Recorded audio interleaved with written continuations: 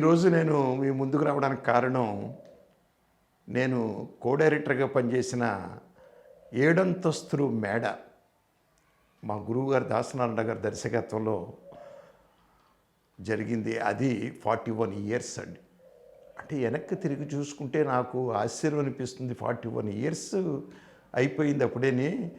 అంటే ఈ లెక్క నేను ఇండస్ట్రీకి వచ్చి ఎంతకాలం అయిపోయింది, నేను ఓల్డ్ మనిషినా అని నాకు అప్పటికప్పుడు సైకలాజికల్గా ఫీలింగ్ ఉంటుందండి ఇది తలుచుకుంటే. కానీ ఒక గొప్ప పిక్చర్కి పనిచేసే అనుభూతి మాత్రం మిగిలిపోయిందండి. ఎందుకు అంటే మా గురువుగారి దగ్గర గొప్ప లక్షణం ఏంటంటే, దాసనారాయణ గారి దగ్గర ఆయన తీసిన సినిమాలు సామాజిక నేపథ్యంలోనూ కుటుంబ నేపథ్యంలోనూ తీయడమే కాకుండా అసలు నవ్వేడేస్ ఇప్పటికి జరిగే కథలను అప్పుడే తీసేశారండి ఆయన. ఇప్పుడు ఒక తాతాంబరవుడు తీసుకోండి మా గురువు గారిది, దాసనారాయణ గారిది. పిల్లల తల్లిదండ్రులు నెగ్లెక్ట్ చేయడం అనేది ఇప్పుడు అసలు మనం ఇప్పుడు చూస్తున్నాం. తల్లిదండ్రులను తీసుకెళ్ళి అనాథాశ్రమంలో పడేయడం, ఆస్తి కోసం తల్లిని లేకపోతే తండ్రినో చంపేయడం ఇవి జరుగుతున్నాయండి. ఆ రోజే ఆయన ఎస్వి రంగారావు గారు, అంజలీదేవి, సత్యనారాయణ గారితో చేసి రాజబాబు గారు మనవడ క్యారెక్టర్ వేసి బుద్ధి చెప్పడం అనే కథను ఆ రోజే తీశాడు. అలాంటిదే మరొక కథ, అత్యద్భుతమైన కథ ఏడంతస్తుల మేడ.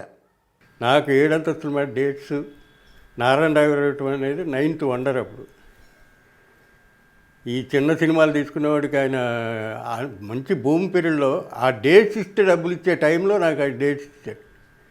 ఇచ్చిన తర్వాత నేనేమన్నానంటే, మీరు అసలు ఈ ఊరు దాటెళ్ళలేదు కాబట్టి మనం ఎక్కడైనా కాశ్మీర్ లాంటి ప్లేస్లో షూటింగ్ చేస్తే బాగుంటుందని అంటే, అది చేద్దాం అయ్యా, నాకైతే భయంగా ఉంది, నువ్వు జాగ్రత్తగా చూసుకో, నువ్వు జగపతికి వెళ్ళి అడిగంటే, జగపతికి వెళ్తే కాశ్మీర్ వాళ్ళు వెళ్ళి ఎన్ని కష్టాలు పడింది నాకు చెప్పారు తప్ప వెళ్ళే దారి చెప్పలే వాళ్ళు. నేను ఆ సినిమా తీయటం అనేది ఒక విధంగా రాజేంద్ర ప్రసాద్ గారికి ఇష్టం లేదు. ఎందుకంటే నేను అక్కడి నుంచి మానేసిన తర్వాత అదే హీరోతో నేను సినిమా తీయటం అనేది ఆయనకి ఇదైంది. అన్నపూర్ణ స్టూడియోలో 4th ఫ్లోర్ ఓపెనింగ్ జరిగింది. బాంబే వాళ్ళతో కూడా కలిపి ఈ సబ్జెక్ట్ వినిపించి 5 లక్షలు పెట్టి ఆ రోజుల్లోనే పెద్ద సెట్ వేసాం 4th ఫ్లోర్లో. 4th ఫ్లోర్ ఓపెనింగ్కి 7 అంతస్తుల మేడ సెట్ ఉంది లోపల. ఒక 15-20 రోజుల ముందు లొకేషన్ చూడటానికి వెళ్తామని చెప్పి జగపతి ఆఫీసులో అడ్రస్లో తీసుకుని నరసింహరావు గారిని, మన భాస్కర్ రాజు కొడుకుని, నీ కొడుకుని ఆర్ట్ డైరెక్టర్ చేస్తాను నేను అని చెప్పేసి ఆవిడ జులాయిగా తిరిగేవాడిని అంట పెట్టుకుని సీనుని కాశ్మీర్ తీసుకెళ్ళాను. అసలు విచిత్రం ఏంటంటే, మొట్టమొదటిలో ఆ సినిమా స్టార్ట్ చేసినప్పుడు నాగేశ్వరరావు గారు మార్కెట్ యావరేజ్గా ఉంది. అందరూ చాలామంది నాగేశ్వర గారితో సినిమా తీస్తున్నారా, నాగేశ్వర గారితో సినిమా తీస్తున్నారా అనలేదండి ఎవరును. నాగేశ్వర గారితో సినిమా తీస్తున్నారా, వెరీ ఓకే.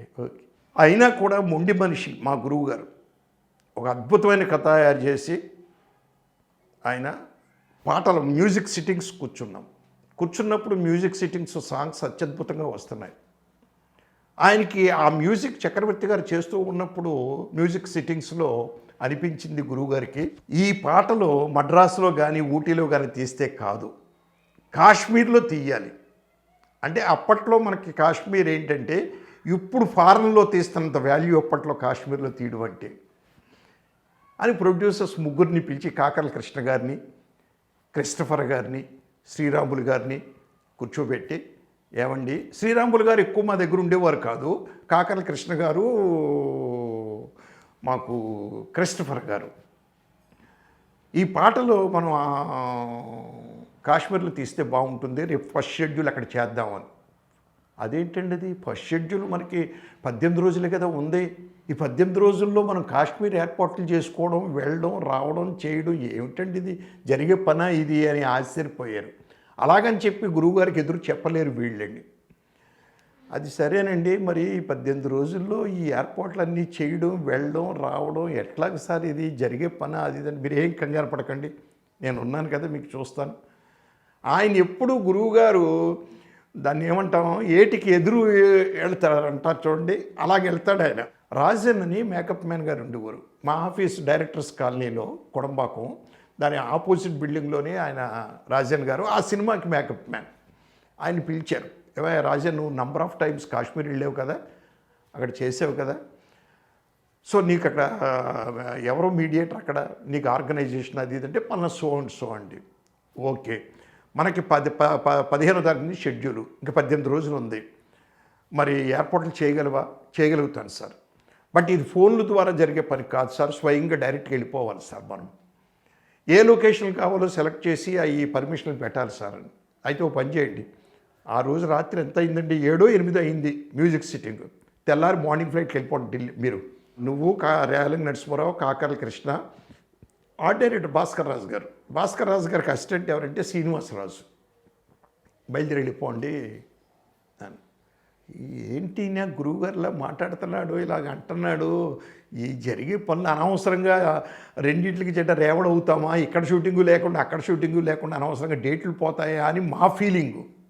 అయినా గురువుగారు మాట కాదనలేక నెక్స్ట్ డే మార్నింగ్ మేము బయలుదేరి ఢిల్లీకి వెళ్ళి, ఢిల్లీ నుంచి శ్రీనగర్ ఫ్లైట్ ఎక్కి శ్రీనగర్ దిగి. సార్ నేను ఇవన్నీ మాట్లాడుతూ ఉంటాను. ఏమంటే డైరెక్టర్ గారికి, ఈయన కో డైరెక్టర్ ఈయన రేలంగి నరసింహారావు, ఈయన ప్రొడ్యూసర్ కాకల కృష్ణ గారు, ఈయన ఆర్ట్ డైరెక్టరు. వీళ్ళకు మనిషిని చెప్తే లొకేషన్ సెలెక్ట్ చేసుకుంటారు. ఒక మనిషిని ఇచ్చారు. మేము పొద్దున్న శ్రీనగర్ కాలనీ నుంచి బయలుదేరి ఓ సోనామార్గు, ఓ గుల్మార్గు, ఇట్లాంటి అన్ని లొకేషన్స్కి వెళ్ళడం మేమండి. వెళ్ళి లొకేషన్ సెలెక్ట్ చేసుకోవడం రోజు. నేను గురువుగారు వచ్చే టైంకి ఒక చార్ట్ తయారు చేశానండి.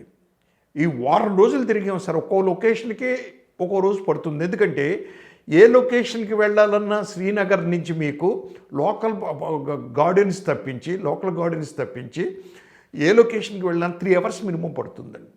సో పొద్దున బయలుదేరండి, ఫిల్ చేసి మధ్యలోనే భోజనాలు, లొకేషన్ చూసుకోవడం, సాయంత్రం తిరిగి రావడం, అలాగే వారం రోజుల్లో మొత్తం లొకేషన్లు అన్నీ చూసి ఓ చార్ట్ తయారు చేశాను నేనండి.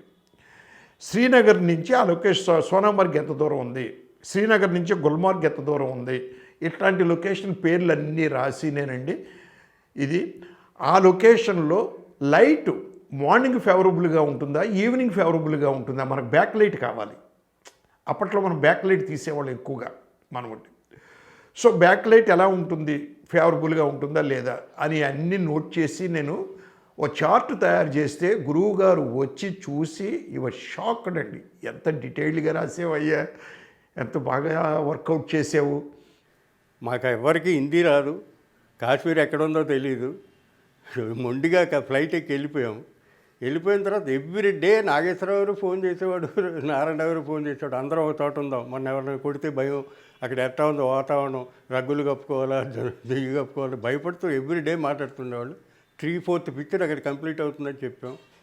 అందరూ ఎయిర్పోర్ట్లో రమ్మని చెప్పి ఒకే హోటల్లో, బుల్వాడ హోటల్ అనేది అది ఒక రకంగా బీ క్లాస్ హోటల్లో అన్నపూర్ణమ్మ గారు, నాగేశ్వరరావు గారు కూడా స్టే చేయడానికి ఇష్టపడ్డారు. వేరే హోటల్కి ఉండమని చెప్పి అందరినీ ఒకతోటే స్టే చేసాం. స్టే చేసి మన మెస్సు అన్నీ మన ఏర్పాట్లన్నీ చేసాం. ఓరోసి థియేటర్కి వెళ్తే మొత్తం లేడీస్ స్పెషల్ షోలు నడుస్తున్నాయి. దాంట్లో మా మేనగాళ్ళ కోటీశ్వరాలు నిలబడి ఉంది ఎండలో. ఏంటమ్మా అంటే, మా ఆయన సినిమా చూశాడు, ఆడాళ్ళు చూడాలని నన్ను పంపించాడని చెప్పింది. ఆడాళ్ళు చూసి మగాళ్ళని పంపారు, మగాళ్ళు చూసి ఆడాళ్ళని పంపారు. శంకరాభరణం ఇది ల్యాబ్లో ఒకేసారి ప్రింటులు రావడంతో రోజు మేము ప్రివ్యూ చేసినప్పుడు ఏడు నాగేశ్వరరావు గారు, నా సినిమా ఎవడో కొనట్లేదురా, నాది కూడా ఒక జిల్లా అమ్మి పెట్టరా అని అడిగాడు. అదే శంకరాభరణం రిలీజ్ అయిన తర్వాత 7 అంతస్తుమైన సంవత్సరం ఆడాల్సిన దాన్ని 100 రోజులకు తగ్గించింది. అది ఆయన ఎక్స్పెక్ట్ చేయలే, మేము ఎక్స్పెక్ట్ చేయలే. అట్లా అసలు ఇది రాకపోతే అది ఎన్ని రోజులు ఆడుతుందో అర్థం కాని స్టేజ్లో ఉందని చెప్పారు అంతకుముందు డిస్ట్రిబ్యూటర్స్ అంతా కూడా. లేడీస్కి అట్రాక్టివ్ ఇదైంది. టోటల్ సబ్జెక్ట్ ఏంటంటే అసలు మేము ఇక్కడి నుంచి వెళ్ళేటప్పుడు కథ లేదు, సాంగ్స్ మాత్రం రికార్డ్ చేసుకెళ్ళాం. యాక్చువల్గా పద్మగారి ఇన్స్పిరేషను, ఆయన ఇన్స్పిరేషనే 7 అంతస్తుల మేడ సినిమా తీసాడు ఆయన. 7 అంతస్తుల మేడ కథలో మీకు అద్భుతమైనటువంటి మెసేజ్ ఏమిటంటే, మీరు మనిషి జీవించడానికి కొంత డబ్బు కావాలి, కుటుంబ పోషణకు కానీ, తన జీవనాధారానికి కానీ, సమాజంలో బ్రతకడానికి కానీ కొంత డబ్బు కావాలి. అంతవరకు మనకు ఓకే. లేదు మన పిల్లలకి కొంత మనం చదువులు కానీ, పెళ్ళిళ్ళు కానీ వాళ్ళకి ఏదో కొంత ఇవ్వడం కోసమని అంతవరకు ఓకే. బట్ అంతకు మించి మీరు పరుగులు తీస్తే డబ్బు కోసం మీరు ఉన్న అనుబంధాలు, ఆత్మీయతలు అన్నీ కట్ అయిపోతాయి. మీరు ఏమి అనుభవించలేరు. వెనక్కి తిరిగి చూసుకున్న తర్వాత, కోట్లు సంపాదించి వెనక్కి తిరిగి చూసుకున్న తర్వాత మీకు వైఫ్తో అనుబంధం ఉండదు, పిల్లలతో అనుబంధం ఉండదు అనేది ఆ సినిమా మెసేజ్ అండి. ఓల్డ్ నాగేశ్వరరావు గారి క్యారెక్టరు యంగ్ నాగేశ్వరరావు గారికి ఇచ్చే మెసేజ్ అండి ఇది యాక్చువల్గా. దాంట్లో ఒక సీన్ అండి, అత్యద్భుతమైన సీను. నాగేశ్వరరావు గారు అంటే ఎన్నో సీన్లు ఉన్నాయి దాంట్లో, అద్భుతమైన సీన్స్. మచ్చుకు ఒక సీన్ గురించి చెప్తాను మీకు అండి నేను. 7 సినిమాలో నాగేశ్వరరావు గారు కోట్లు సంపాదించాలని పరుగులెత్తుతున్న టైంలో భార్యతో కూడా ఇంట్లో మాట్లాడలేని పరిస్థితి ఏర్పడిందండి. భార్య లోన్లీగా పక్క గదిలో కూర్చుంటే ఈయన యువతల గదిలో కూర్చుని ఆఫీస్ పనులన్నీ చూసుకుని ఇంటర్కామ్లో భార్యతో మాట్లాడడం అండి. ఆవిడ ఏమండి డైనింగ్ టేబుల్ మీద ఫుడ్ పెట్టాను రండి తిందిరి కానీ చల్లారిపోతుందంటే ఇదిగో వస్తున్నాను ఉండు అని పెట్టడం, ఆవిడ అక్కడ డైనింగ్ టేబుల్ మీద ఫుడ్ పెట్టి వెయిట్ చేయడం. ఈయన ఈ పనులు చూసుకుని టైం చూసుకుని ఆఫీస్కి టైం అయిందని అలాగే పరుగులు వెళ్ళిపోతాడు. అక్కడ ఏదో పార్టీని రమ్మన్నాను అనండి. ఆవిడ కుమిలిపోతూ ఉంటుందండి. ఏంటిది, ఎందుకు, ఎవరి కోసం ఈ డబ్బు అని కుమిలిపోతూ ఉంటుందండి. అలాగే ఆవిడికి 9 మాసాలు నిండిన తర్వాత ఆవిడకి కాన్పు టైంలో నాగేశ్వరరావు గారు వ్యాపార రీత్యా వేరే ఎక్కడికో వెళ్ళిపోయారండి దూరంగాను. నాగేశ్వరరావు గారి క్యారెక్టర్ వెళ్ళినప్పుడు డాక్టర్లు సిజరిన్ ఆపరేషన్ చేయవలసి వస్తుందండి. చేయవలసి వస్తే అప్పట్లో హస్బెండ్ దగ్గరుండి పర్మిషన్ ఇవ్వాలండి. అప్పట్లో లిఖితపూర్వకంగా. ఇప్పుడు కూడా మనకు ఉందనుకోండి, అది నామినల్గా ఆయన హస్బెండ్ లేకపోయినా వాళ్ళ అబ్బాయి ఇంకొకళ్ళు ఎవరి దగ్గర తీసేసుకుంటున్నారు అప్పుడు అలా కాదు. అప్పటి రోజుల్లో భర్త బ్రతుకుంటే భర్తే ఇవ్వాలండి. అటువంటిది భర్తకి ఫోన్లో చెప్తాడు డాక్టర్, ఏమండి మీ ఆవిడకి సిజరిన్ ఆపరేషన్ చేయవలసి వచ్చింది, బెడ్ అడ్డం తిరిగింది లోపల. అక్కర్లేదు డాక్టర్ గారు, నేను వచ్చిన తర్వాత ఆ ఫారం మీద నేను సంతకం పెట్టేస్తాను, మీరు చేసేయండి అంట. ఇది విని బెడ్ మీద గొల్లుని ఏడుస్తుందండి సుజాత క్యారెక్టర్. అయిపోయింది, డెలివరీ అయింది, బిడ్డ పుట్టాడు, హస్బెండ్ తిరిగి వచ్చాడండి. తిరిగి వచ్చి ఆనందంగా నాకు బిడ్డ పుట్టాడు ఆనందంతో వస్తే ఈవిడ కన్నీళ్లతో ఉంటుంది. ఎందుకు సుజాత, మనకి మగబిడ్డ పుట్టాడు, వారసుడు పుట్టాడు, ఏంటి ఆ కన్నీళ్ళు అని అడిగితే నాగేశ్వరరావు గారు, ఏమండి తొలి కానుపు అనేది ఆడదానికి పునర్జన్మ లాంటిది. అటువంటి టైంలో భర్త పక్కన ఉండాలి అని ప్రతి ఆడది కోరుకుంటుందండి. ఎందుకు కోరుకుంటుందో తెలుసా? ఒకవేళ సపోజ్ డెలివరీ అయ్యే టైంలో ప్రమాదవశాత్తు చనిపోతే భార్య, అట్లీస్ట్ భర్త కళ్ళెదురుగుండా నేను చనిపోయాననే ఒక తృప్తి ఆత్మకు ఉంటుందండి. లేదు ఒకవేళ ఒక బిడ్డను కన్నాననుకోండి, మీకు వారసుడిని ఇచ్చాను అని ఒక గర్వంగా చూడడానికి ఉంటుందండి. అదండి ప్రతి ఆడదే కోరుకునేది. ఎందుకండి డబ్బు మీకు నెత్తినేసి కొట్టుకోవడానికి అంటుందండి. ఇలాంటి సినిమా అండి 7 అంతస్తుల మేడ సినిమా. ఆఖరికి నాగేశ్వరరావు గారు రియలైజ్ అయ్యి ఊరుకుని ఆలోచిస్తే ఆయన డబ్బు లేనప్పుడు ఆయన భార్యతో కలిసి ఒక కంచంలో భోంచేశాడు, మంచంలో పడుకున్నారు, గంజినీళ్ళు తిన్నారు. ఒక మిడిల్ క్లాస్ హౌస్లో ఇదే 7 అంతస్తుల మేడ ఇది అని ఒక పాట పాడుకున్నారు ఆ రోజు. బట్ నిజంగా 7 అంతస్తుల మేడ కట్టి ఆయన చేసినప్పుడు ఈ అనుబంధం ఆత్మీయతలు లేవండి, పోయినాయి. ఇప్పుడు నవేడేస్ జరుగుతుంది అదే. డబ్బు కోసం అంతా పరుగులు ఉరకలు, కోట్ల ఆస్తి కోసం హత్యలు, మర్డర్లు, అనుబంధాలు తెంపుకోవడం జరుగుతుంది. ప్రివ్యూ చేసాం ఏవిఎం స్టూడియోలో. ఏగానే దాసరి పద్మ గారిని బయటికి పిలిచి మొత్తం సినిమా వాళ్ళంతా నీ సబ్జెక్ట్ అని చెప్పారు. ఆవిడ నా తమ్ముడే కదా, ఆడికి బాగా తెలుసులే అందుకే తీశాడని ఆవిడ నన్ను కూడా పిలిచి తిట్టింది. బట్ అంత సూపర్ హిట్ అవుతుంది అని ఫస్ట్ ప్రొడక్షన్లో ఎవరూ అనుకోలే. ఎందుకంటే అది పెద్ద నాగేశ్వరరావు చిన్న నాగేశ్వరరావుకి 2 సపరేట్గా ఆయన షూట్ చేశాడు. ఆ ఆర్డర్లో వేసేసరికి అందరూ డిసప్పాయింట్ అయ్యారు. సాంగ్స్ బాగున్నాయి కానీ ఆర్డర్ బాగాలేదన్నారు. అప్పుడు బాలు గారు ఎక్కడున్నాడో తెచ్చిపోయి నాకు 6 రోజులు టైం ఇవ్వండి, ఈ పిక్చర్ నాకు ఇవ్వండి, నేను మళ్ళీ మీరు అప్రిషియేట్ చేస్తానని చెప్పి ఇది ఓల్డ్ ఏజ్ యంగ్ ఏజ్ని ప్యారలల్గా ఆయన ఆర్డర్ వేసుకొచ్చాడు. ఆ ఆర్డరే 7 అంతస్తుల మేడకి 7 అంతస్తులు వేసింది. అన్నీ అయిపోయిన తర్వాత బాబా ఇందులో ఎక్కడ మేడ కనపట్టలేదు, రేపు ఏమైనా క్రిటిసైజ్ చేస్తారేమో నేను అన్నాను నారాయణరావు గారు ఏమన్నాడంటే, నువ్వు చెప్పిన డౌట్ నాకు వచ్చిందయ్యా, మనం ఇంటీరియర్ చేసాం కానీ ఎక్స్టీరియర్ ఎక్కడ షూట్ చేయలేదు, ఓ పని చేద్దామని చెప్పేసి రిలీజ్ ముందు వస్తుందనేది ఓ పెద్ద గుడిసె 4 సీటర్ గుడిసె బొమ్మ వేసి 7 అంతస్తుల మేడ అని ప్రిపేర్ చేసి పోస్టర్ వేసాం. ఆ పోస్టర్ వేయకపోతే కొట్టేవాళ్ళు నిజంగానే. అంటే ఇది యాక్చువల్గా మీరు 7 అంతస్తుల మేడ అనేది మేడ లేదని అనకుండా ఈ గుడిసెలో ఉండేదే మేడ గుడి అని అన్నాం. ఆ తర్వాత కరుణానిధి గారు సినిమా రిలీజ్కి ఆయనతో పాటు నన్ను తీసుకెళ్ళాడు తమిళ వర్షను. తమిళ్ ఆయనే డైలాగ్స్ రాశాడు. ఆయన ఫస్ట్ వస్తాడు స్క్రీన్ మీదకి వచ్చి ఇది గుడిసెలో ఉండేవాళ్ళు సుఖపడలేదు, మేడల్లో ఉండేవాళ్ళు సుఖపడతారు అనే సబ్జెక్ట్ నచ్చి నేను తీసుకున్నాను. నేనే సొంతంగా శివాజీ గణేశన్తో తీశానని చెప్పి ఆయన అనౌన్స్ చేస్తారు. కొబ్బరికాయలు కొట్టారు, మంచి అడావు చేశారు. అది తమిళ్లో కూడా సూపర్ హిట్ అయింది. తర్వాత జితేంద్ర హిందీలో చేశాడు, నారాయణ వేరే చేశాడు, అది సూపర్ హిట్ అయింది. ఆల్ లాంగ్వేజెస్ సూపర్ హిట్ అయ్యి నాకు 2 అమ్మాయిలు పెళ్ళిళ్ళు చేసిన 7 అంతస్తుల మేడ. నాకు 2 అమ్మాయిలు ఎట్లాగానే వాళ్ళందరూ 2 అమ్మాయిలు పెళ్లి చేసింది 7 అంతస్తుల మేడ. అన్నపూర్ణ స్టూడియోలో ఒక పెద్ద సెట్ వేసాం, 7 అంతస్తుల మేడ. ఆ సెట్లో షూటింగు. నాగేశ్వరరావు గారు ఎంత ఫంక్షువల్ అనేదానికి ఒక ఎగ్జాంపుల్ చెప్తాను సార్. నేనండి గురువు గారు మేకప్ రాము వచ్చి నేను సెట్లో ఉంటే పొద్దున్నే 8:30, 8:45కి సార్ గురువుగారు పిలుస్తున్నారండి నాగేశ్వర గారు. వెళ్ళేవాడు. ఆయన మేకప్ వేసుకుని ఫ్లోర్ బయట నిలబడి ఉండేవాడు. నరసింహరావు మీ గురువు గారు నన్ను 9 o'clock రమ్మన్నాడు. ఆయన రెడీగా ఉండమన్నాడు. ఇప్పుడు ఇదిగో 8:45 అయింది, నేను రెడీ, మీరు ఎప్పుడు షాట్ తీసుకున్నా పర్వాలేదు, ఈ లోపల స్టూడియోలో ఒక రౌండ్ వేస్తూ ఉంటాను నేను, మీకు ఎప్పుడు కావాలంటే అప్పుడు నువ్వు రాముకి చెప్పు అని ఇవ్వడండి ఆయన. అంటే 15 నిమిషాల బిఫోర్ అండి. ఒక నాగేశ్వరరావు గారు కానీ, అలాగే మన రామారావు గారితో పనిచేశాను, సోమబాబు గారితో పనిచేశాను, వీళ్ళందరూ కూడా వెరీ వెరీ ఫంక్షువల్ అండి. వాళ్ళ దగ్గర నేర్చుకోవాల్సిన డిసిప్లినే అదండి. అలాగే నాగేశ్వరరావు గారి దగ్గర ఆ సినిమాలో ఇంకోటి నేర్చుకున్నది ఏంటంటే, నేను డైరెక్టర్కి ఎంత గౌరవం ఇస్తారు వాళ్ళు, డైరెక్షన్ డిపార్ట్మెంట్కి ఎంత గౌరవం ఇస్తారు అనే దానికి ఒక నిదర్శనం. పొద్దున్నే ఆయన రాగానే కారు దిగి మేకప్ రూమ్లోకి వెళ్ళేవారండి. వెళ్ళి కోడైరెక్టర్ బిలు నరసింహరావు అని వెళ్ళేవాడు.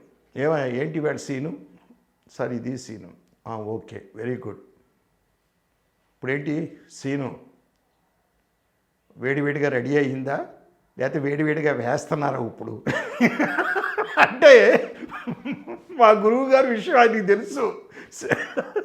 సెట్కి వచ్చి అది సీన్లు రాస్తారని నాకు ఇష్టం ఇలా జోక్ చేసి కూడా ఆయన, లేకపోతే వండుతున్నారా అని. లేదు సార్ ఆయన రాస్తున్నారండి, వండుతున్నారా, ఓకే ఇల్లు నువ్వు అయితే మరి దగ్గర ఉండాలి కదా, ఫేర్ చేయాలి మళ్ళీనే అని పంపించేవాడు. మేకప్ అయిపోయిన తర్వాత ఆయన దగ్గర గొప్ప లక్షణం ఏంటంటే, కాస్ట్యూమ్ డ్రెస్ తీసుకొచ్చేవారండి. తీసుకొస్తే సార్ ఇదిగో డ్రెస్, ఇది ఆగు, ఈ డ్రెస్ అసిస్టెంట్ డైరెక్టర్ చెప్పాడు సార్, అయితే ఓకే. అసిస్టెంట్ డైరెక్టర్ చెప్పాడంటేనే ఆయన డ్రెస్ వేసుకుంటాడండి, లేదంటే వేయడండి ఆయన. కొంతమంది ఆర్టిస్టులు ఎలా ఉంటారంటే, ఏంటి ఈ డ్రెస్ ఈ సీన్కి కాదు సార్ కంటిన్యూటీ అని చెప్పారు. ఏంటి కంటిన్యూటీ, ఒక వైపు వేసుకుంటే కంటిన్యూటీ పోద్ది, ఏంటది వద్దు, ఇలాగనే వాళ్ళు కూడా ఉన్నారు నవే డేస్. కానీ ఆ రోజు అలా కాదండి. డైరెక్షన్ డిపార్ట్మెంట్ ఏం చెబితే అది చేసేవారు. 7 అంతస్తుల మేడ లేకపోతే నాగేశ్వరరావు లైఫే లేదు, అక్కడితో ఆగిపోయింది. ఏ పాత ప్రొడ్యూసర్ రాట్లా. నేను అడ్వాన్స్ ఇచ్చినప్పుడు కూడా 50,000 నా ముఖాన్ని కొట్టి, ఎవడో నాతో సంపాదించుకున్న జగపతి పిఏపీ ఎవరో రావట్లేదయ్యా, నేను రంగేసుకుని నేళ్ళే, నువ్వేంటి ఇప్పుడు సినిమా అంటావు, నేను నన్ను కోపడ్డాడు ఆయన. అప్పుడు నేను చెప్పాను, నేను 3 షోలు మీ సినిమా చూసినానండి, ఒకే సీట్లో కూర్చుని ఒకే థియేటర్లో, కాబట్టి మిమ్మల్ని ఏం చేయాలని నాకు తెలుసు. మా అదృష్టం ఏంటంటే ఎమగోళం హిందీ జరగటం, కచిన్స్ బాంబే నుంచి డ్రెస్సులు పంపించారండి, అన్నీ అట్లా కలిసి వచ్చినాయి. కాశ్మీర్ వెళ్ళాం, కాశ్మీర్లో కూడా ఒకే హోటల్లో ఉంటుందో అసలు 21 లక్షలకి ఆ సినిమా పూర్తయిందంటే నాగేశ్వరరావు నచ్చక బీచ్లో 6 రౌండ్లు కొట్టించాడు నన్ను అటు ఇటు. నిజం చెప్పమంటాడు, ఒట్టేయమంటాడు. ఎందుకంటే బుచ్చిబాబుకే 23 లక్షలు అయింది, నువ్వు 7 అంతస్తుల మేడ 21 లక్షలు ఎట్లా అయింది, ఎట్లా తక్కువ అయింది అంటాడు ఆయన. తక్కువ అంటే యూనిట్ అంతా ఒక C-క్లాస్ హోటల్లో ఉన్నాము. అంత దూరం వెళ్ళి కూడా మాకు అసలు ఏమి ఖర్చే లేదు, ఎందుకంటే ఎవరికైనా భయం అందరూ కలిసి ఉండాలని. ఆ భయం నాకు అడ్వాంటేజ్ అయింది.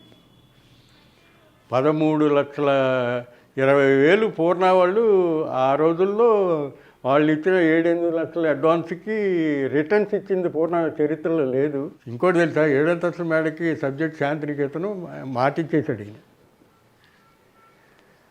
మనం రావాలేం కానీ కథల బదులు రామానాయుడు నవళ్ళు బాగా కొంటాడు కదా, అది సెలక్షన్ బాగుంటుంది, వెళ్ళి ఒక 50,000 ఖర్చు అయిందంట, 50,000 ఇచ్చి శాంతినికేతనే అది పట్టుకొచ్చేయి అన్నాడు. మీరు చదివారా? అబ్బాయి నేను చదివే ఓపికాడు, నేను చదివా. ఏంటయ్యా నేను చెప్తా, మీరు అంటే ఏంటయ్యా అన్నాడు. ఒక అరగంట టైం ఇస్తే రాణి బుక్ స్టాల్కి వెళ్ళి పుస్తకం పట్టుకొస్తా, మీరు ఎవరి చేత చదివించుకోండి, మీరు చదువుకోండి. బట్ లైన్ చెప్తా, శాంతినికేతన్ అనేది అక్కడ రవీంద్రనాథ్ ఠాగూరో లేకపోతే శాంతినికేతన్ ఏమి ఉండదు నవల్లో, ఒక గుడిసె, ఒక కాలువ పక్కన గుడిసె, అది శాంతినికేతన్. అది ఆయన సినిమాకి పనికిరాదనకపోతే శోభన్ బాబుతో సినిమా తీస్తానన్న మనిషి మనకి ఎందుకు ఇస్తాడు? నిన్ను డైరెక్ట్ చేయమని అడుగుతాడు తప్ప సబ్జెక్ట్ ఎందుకు ఇస్తాడు? ఆయన కొన్న నవల ఏదైనా బయట వాళ్ళకి ఎవరికైనా ఇచ్చాడా? ఇదే ఎందుకు ఇస్తానంటున్నాడు? కాబట్టి ఇది తీసుకుని మన గోతులో పట్టాయి.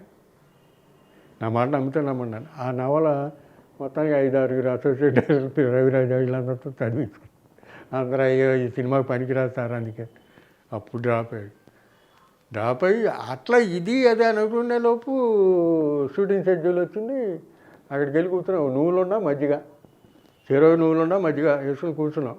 ఆయన టైటిల్ వద్దంటాడు, నాకు మార్కెట్ లేదని మీరు 7వ తరగతి మేడ అది ఇదని పెడితే ఎట్లా, పిల్ల జమీందారని పెట్టమంటాడు.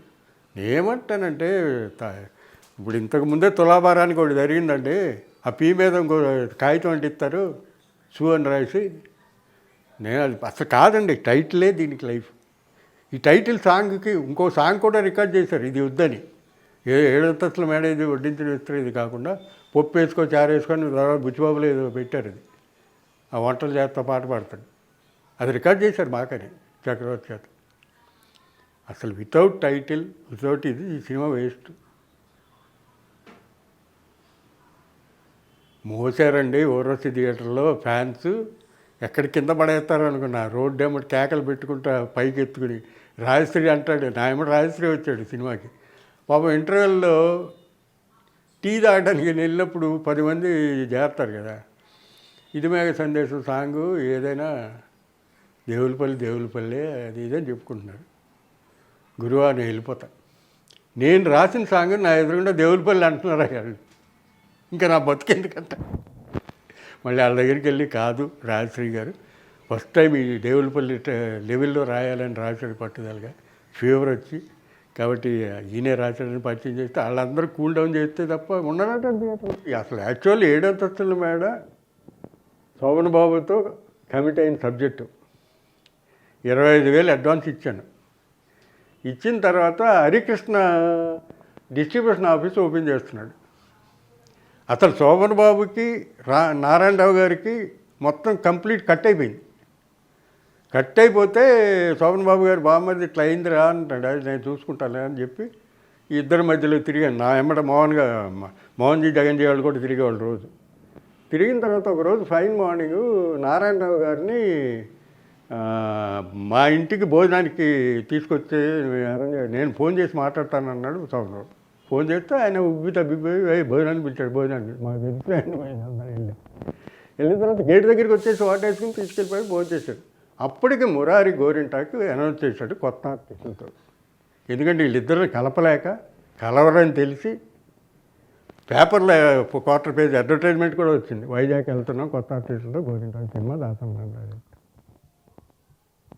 నేను కలిపి వీళ్ళు ఫోన్ చేశారు. నెక్స్ట్ డేకి నారాయణరావు గారు ఫోన్ చేశాడు, ఏం జరిగిందో తెలీదు, అసలు మన సినిమా వరకు ఆగల.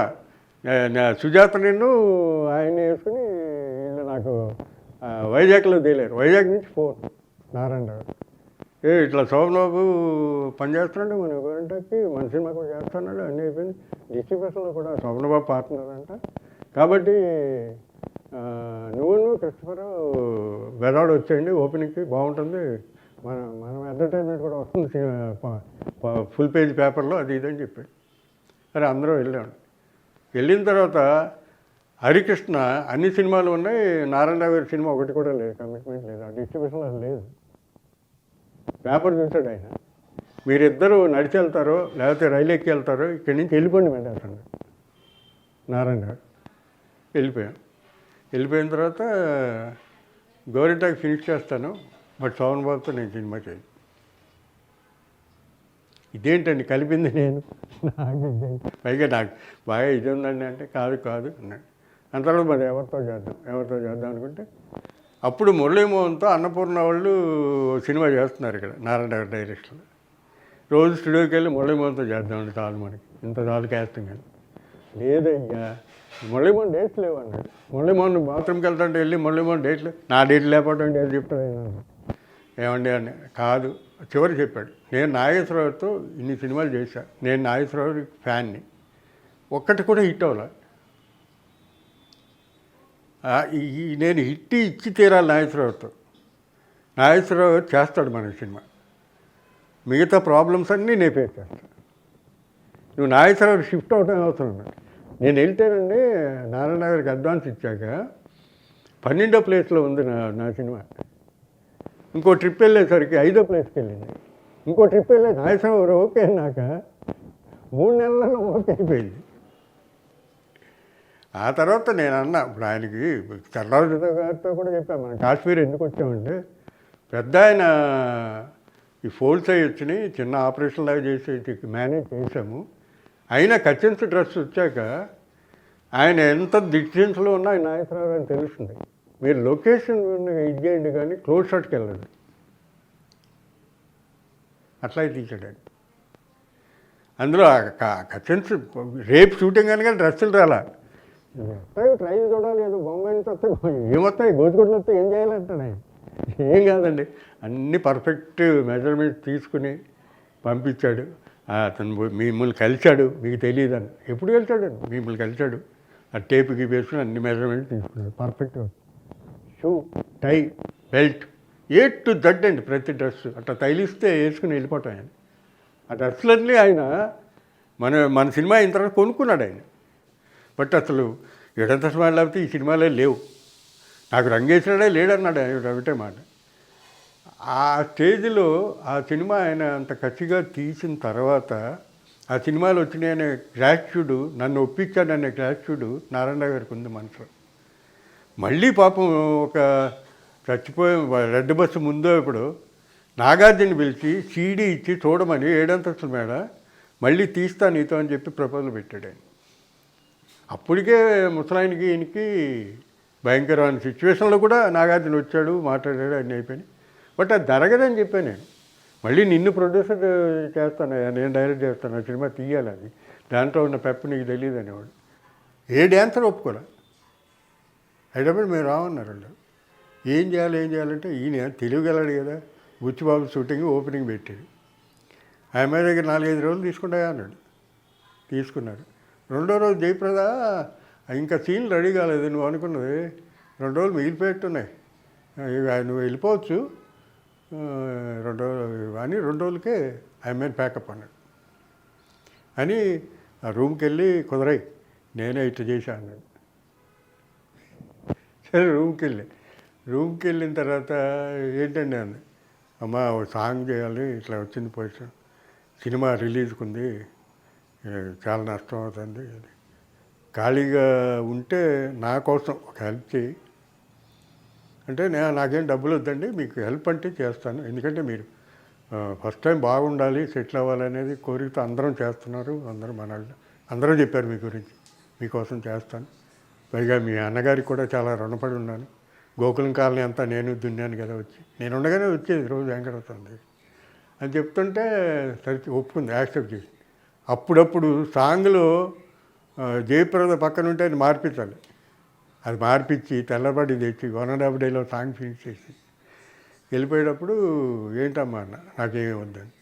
అప్పుడు వెంటనే ఆఫీస్కి వెళ్ళి 14,000 పెట్టి అప్పుడు చైను బ్యాంగిల్స్ సెట్ వచ్చింది, ఆ సెట్ తీసుకొచ్చి నా ఆడబట్టుగానికి ఇస్తున్నాను తీసుకుని హ్యాపీ ఫీలింగ్. కాబట్టి ఆ సినిమాలు అంటే ఓపెనింగ్ సాంగే ఆమె మీద వస్తుంది, ఆమె హీరోయిన్ అనుకుంటుంది.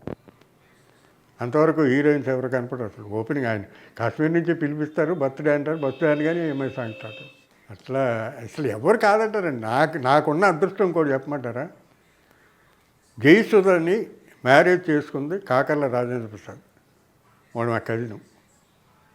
వాళ్ళిద్దరూ పెళ్ళవగానే తీసుకెళ్ళింది కాశ్మీర్. ఫస్ట్ నైట్ అరేంజ్ చేసింది నేను. వాళ్ళు మరీ షూటింగ్ దగ్గరికి వచ్చి గొడుగేసుకుని ఏదో షార్ట్ మధ్యలో వాళ్ళు ఏదో ఇది చేస్తున్నారు నాగేశ్వరరావు. వాడిని షూటింగ్కి రాకుండా జయకృష్ణ బాగాలేదు ఇది అన్నాడు. అప్పుడు ఓవర్ నైట్ బోట్స్ క్లబ్లో ఒక బోటు నైట్ మాట్లాడి వాళ్ళిద్దరిని నైట్ అక్కడ పంపించేవాడు. అట్లా రూమ్లో ఉన్నా కూడా వాళ్ళు కూడా ఎంత ఇదైపోయారంటే వాళ్ళకి ఏదో కడుపులో నొప్పి వచ్చిందని ఫోన్ చేసేవాడు, డాక్టర్ కావాలనేవాడు. నేను రావచ్చంటే తలుపు తీసే ఉంది రమ్మనేవాడు, ఇద్దరు కప్పుని ఉండేవాడు. అంత ఫ్రీ లిబరల్. భోజనం చేసేటప్పుడు చిక్కుడు కిందలు నేను తీసుకు తింటా అంటే జయప్రద కానీ జయసుడు కానీ నువ్వేంటి మా పళ్ళెల్లో తింటావని కానీ ఇట్లా కూర్చుంటావని కానీ వాళ్ళకి ఎంత నమ్మకం అంటే నేను చెప్తున్నా కదా, ఇంకొకటి ఉన్నాడో లేదో కానీ ఇండస్ట్రీలో కాదు కదా, బయట కాదు కదా, ఇంకొక ఆడదాన్ని ముఖం ఎత్తి చూసి ఏళ్ళతో టచ్ చేయలేదండి నా లైఫ్లో. అందుకే నేనేమంటా అంటే రాముడు దేవుడైతే ఆ రమ్మ మూవీని నేను అనుకుంటాను, అంత కాన్ఫిడెంట్. ప్రొడ్యూసర్స్ గురించి చెప్పాలండి నేను. సినిమా రిలీజ్కి వచ్చిందండి, సినిమా ఎవరు కొనలేదండి. ఎందుకంటే నాగేశ్వరరావు గారు మార్కెట్ యావరేజ్గా ఉంది, దానివల్ల కొనలేదు. పెద్ద సినిమా గురుగారు సినిమాలో పెద్ద సినిమా ఎవరో కొనలేదు. సో రిస్క్ చేసి సినిమాని రిలీజ్ చేస్తున్నారు పూర్ణ డిస్ట్రిబ్యూషన్ ద్వారా. సో ఆ కొంతమందికి బాకీలు ఉన్నారండి ప్రొడ్యూసర్స్, టెక్నీషియన్స్కి, ఆర్టిస్టులకి. పెద్ద ఆర్టిస్టులు అయితే డబ్బు ఇస్తేనే డబ్బింగ్కి వస్తారు కదండి, మీకు తెలియదే ఉంది.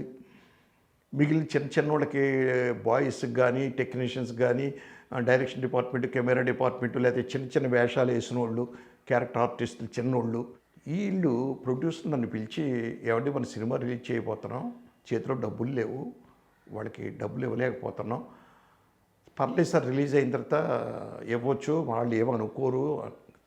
తప్పండి, మనం వెళ్ళి పర్సనల్గా చెబుదాం, మీరు మా కూడా రండి అని చెప్పి నన్ను కూడా కారులో తీసుకెళ్ళి ప్రతి వాళ్ళ ఇంటికి వెళ్ళి ఈవెన్ ప్రొడక్షన్ బాయ్ ఇంటికి కూడా వెళ్ళామండి మేమండి. వెళ్ళి చెప్పి వచ్చాం. పిక్చర్ సూపర్ హిట్ అయింది. 10 days తర్వాత డబ్బులు తీసుకుని వాళ్ళు వచ్చారండి. వచ్చి మళ్ళీ అదే పద్ధతిలో కారులో నన్ను ఎక్కించుకుని ప్రతి ఇంటికి వెళ్ళి, అసలు ఆ బాయ్ ఇంటికి వెళ్తే ఆ బాయ్ కంగారు పడ్డాడండి. Production manager, assistant production manager ఇంటికి వెళ్తే ఆయన కంగారు పడ్డాడు. ఏంటంటే మీరు రావడం, ఫోన్ చేస్తే మేము వస్తాం కదా ఆఫీస్కి అని. బాబు పని మీది కాదు, పని మాది అన్నారు ప్రొడ్యూసర్లు అండి. అంత గొప్ప ప్రొడ్యూసర్లు సార్, అంత గొప్ప ప్రొడ్యూసర్లు కాబట్టి, అంత మనసున్నవాళ్ళు కాబట్టి అంత సినిమా గొప్పగా ఆడింది. బ్రహ్మాండం సినిమా అండి. సో ఏది ఏమైనా ఈవేళ 41 years కంప్లీట్ అయిన సందర్భంలో నేను మీ ముందుకు వచ్చి మాట్లాడడం అనేది నాకు ఒక ఆనందంగా, సంతోషంగా ఉంది.